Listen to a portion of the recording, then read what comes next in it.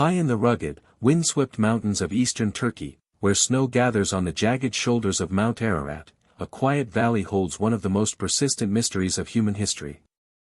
For centuries, locals have whispered that something extraordinary rests here, something not born of stone or wind, but of purpose and hands. When archaeologists began to dig beneath this remote slope, what they found sent ripples through the world of science and faith alike, a vast, vessel-shaped structure, frozen beneath layers of mud and time. Was this merely a quirk of nature, or could this valley conceal the remains of one of the most famous vessels ever recorded, Noah's Ark? The story begins in the mid-20th century. A Turkish army captain, flying his small plane over the Ararat region, noticed something peculiar on the ground below. Etched into the terrain was a massive, symmetrical outline, strikingly similar to the shape of a ship. The captain marked the location and reported the sighting. Word spread rapidly through the local villages, and before long, thousands of people made the journey to see it for themselves. From above, the shape was unmistakable, a long, gently curving hull, its contours clearly defined against the earth. To the untrained eye, it looked exactly like a ship that had come to rest on land. And yet, this ship was more than 2,000 meters above sea level, far from any known ancient sea. Researchers named the site the Durupınar Formation, after the nearby village. Measuring approximately 538 feet in length, almost identical to the 300 cubits described in ancient texts, the resemblance to the biblical ark was astonishing. Photographers, journalists, and scientists began arriving from all corners of the world. Aerial images captured the imagination of millions. The discovery became a sensation, not because anyone had proven anything yet, but because, for the first time, the myth seemed tangible. Initial investigations were cautious. Geologists charted, measured, and sampled. They documented the outline, studied soil composition, and tried to understand what forces could have shaped such a structure.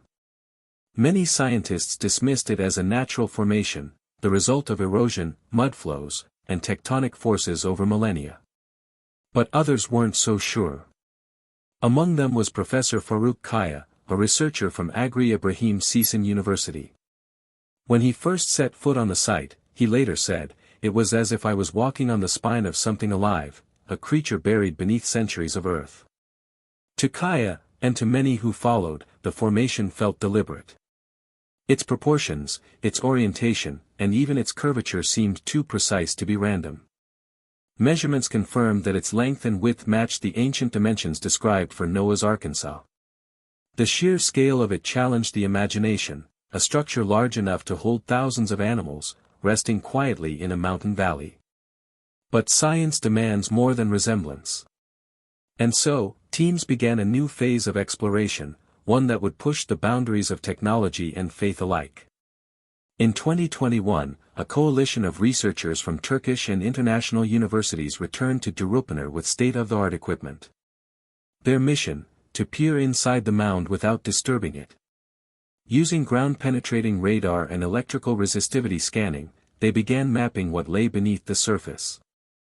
The first radar sweeps were ordinary, layers of sediment, loose stones, and mineral deposits.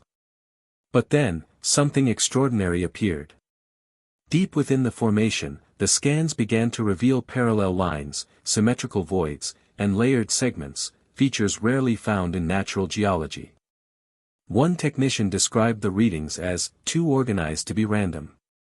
What appeared on their screens resembled decks, corridors, and bulkheads, structures one would expect inside a man-made vessel. The team ran multiple scans, cross-checking angles, frequencies, and depths. Each time, the same shapes emerged, a central corridor running the length of the mound, flanked by compartments and chambers, all laid out in deliberate order. Excitement rippled through the camp. Could this really be the fossilized remains of an ancient ship? As scanning continued, scientists collected soil samples from both inside and outside the formation. The results, when returned from the laboratory, were startling. Soil from within the structure contained 3 times more organic material than surrounding samples. It was also rich in potassium, a key element released during the decomposition of wood. To researchers, this was more than coincidence. The organic signature suggested that something once made of living material, wood, plants, or other biological matter, had decayed here over thousands of years. In addition, radiocarbon dating placed the sediment layers between 3,500 and 5,000 years old, perfectly aligning with the timeframe of the biblical flood narratives told in multiple ancient cultures, not just in the Hebrew scriptures, but in Mesopotamian and Sumerian records as well. Professor Kaya summarized the findings with careful excitement. "We are not declaring this the ARK," he said, "but the similarities are too remarkable to ignore." In a later stage of the research, advanced resistivity imaging allowed scientists to map even deeper into the formation. Electric currents passed through the ground revealed areas of varying density, suggesting hollow cavities, deck-like layers, and even what seemed to be rib-like supports curving beneath the surface. The structural pattern was astonishingly similar to that of a ship's hull, 3 levels divided by central corridors and symmetrical sections. An engineer working on the scans reportedly said, "If I didn't know where this was, I would assume we were mapping the interior of a buried vessel." The formation's hull appeared to stretch 40 feet beneath the surface, its internal layers remarkably uniform. To many, it was the first credible physical model that might explain how an enormous wooden ship could become petrified within rock and soil. And yet, skepticism remained fierce.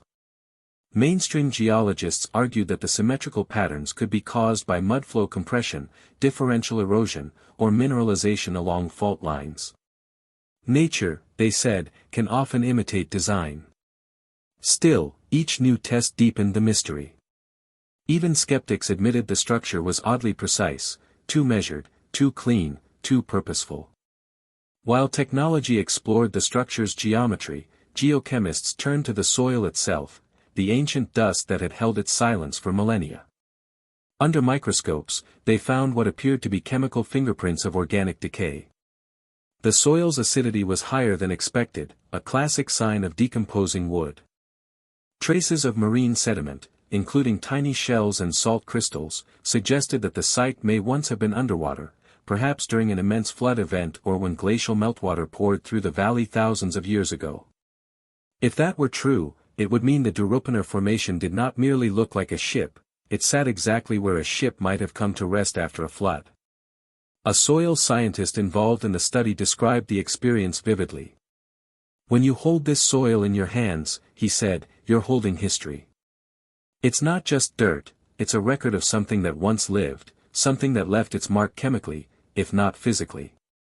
The deeper the research went, the older the story seemed to become.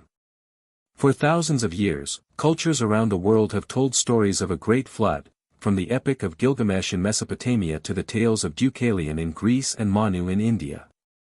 Though details differ, the core is strikingly similar: a catastrophic deluge, a chosen survivor, and a vessel carrying the seeds of life. Could all of these myths trace back to one real event, a prehistoric flood remembered across civilizations? If so, the discovery in Turkey might not just be about one ship, but about humanity's shared memory of survival. Even the physical evidence seemed to echo these stories: layers of marine clay and shells embedded high in the mountains, sediment patterns consistent with rapid, large-scale flooding, and now, perhaps, a ship-shaped relic resting in the mud. For scientists, this intersection of geology and myth was both thrilling and unsettling. It forced them to confront the possibility that ancient legends might preserve real, though distorted, history. In the shadow of Mount Ararat, debates grew as fierce as the mountain's storms. To believers, the Duropanar Formation was a vindication, physical proof that an event described in Scripture might have truly happened. To scientists, it was a puzzle of geology and time, fascinating but far from conclusive. Most researchers agreed on one thing: the site demanded more study. Funding proposals were drafted for deeper drilling and non-destructive exploration. New radar surveys were scheduled, hoping to build a three-dimensional model of the formation's interior without damaging its structure. But progress came slowly. Harsh winters buried the site in snow, and landslides periodically obscured exposed layers. For much of the year, the Duropanar Valley lay silent under ice, waiting for the next generation of explorers. Despite these challenges, interest never faded. Teams continued to return, each year with newer tools, each time uncovering small clues that added to the enigma. The research that followed revealed even more curious findings. Subtle differences in vegetation were noted. The grass growing directly above the formation was a different hue than that of the surrounding landscape. Analysis showed variations in soil nutrients, particularly nitrogen and potassium, hinting that whatever lay beneath was affecting the earth above it. When researchers dug shallow trenches around the perimeter, they discovered that the mound was not uniform. Some sections showed compacted material consistent with compressed wood or timber residue, now fossilized into iron-rich limonite. These results supported the earlier chemical analyses. There was once something organic here, something vast, now transformed into stone. One of the geologists summarized it poetically. It's as if the mountain itself has digested what was once alive.